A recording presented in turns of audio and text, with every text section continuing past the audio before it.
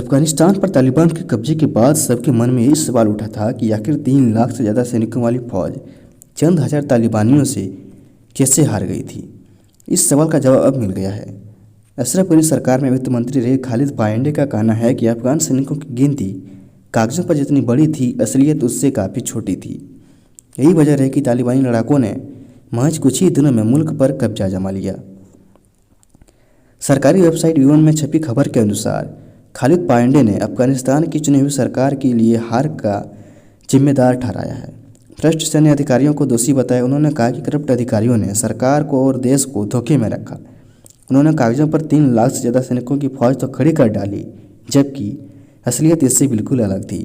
इन ghost सैनिकों का पैसा जनरलों के खाते में जाता रहा और इसके अलावा वो तालिबान से भी पैसे लेते रहे थे।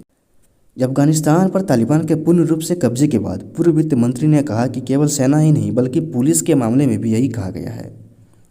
मुल्क के खिलाफ साजिश और भ्रष्टाचार की आदत के चलते उच्च अधिकारियों ने यह दर्शाया कि अफगानिस्तान के पास तालिबान को हराने के लिए पर्याप्त शक्ति है ही नहीं। उन्होंने कहा कि टॉप जनरलों के इशारे पर सारा खेल किया गया और जो सैनिक असल में मौजूद ही नहीं थे उन्हें कागजों पर दर्शाया गया और उनकी सैलरी से भ्रष्ट अफसरों की जेब भरी गई थी। खालिद पायंडे ने कहा कि यदि अधिकारियों के दावे की असलियत पता लगाने की कोशिश की जाती तो शायद स्थिति आज कुछ और होती। उनके मुताबिक अफगानिस्तान के पास बिल्कुल 40,000 से 50,000 सैनिक मौजूद थे, जिन्हें कागजों पर 3 लाख से ज़्यादा दिखाया गया था। गौरतलब है कि तालिबान ने कुछ ही दिनों में अफगानिस्तान पर कब्जा जमा लिया था और इसके बाद अमेरिकी राष्ट्रपति जो बाइडेन की भी आलोचना जमकर हुई थी, क्योंकि उन्होंने कहा था कि अफगानिस्तान की सेना बाकी देशों की सेना से बिल्कुल मजबूत है और अपनी सुरक्षा के लिए वह अपनी सुरक्षा कर सकती है।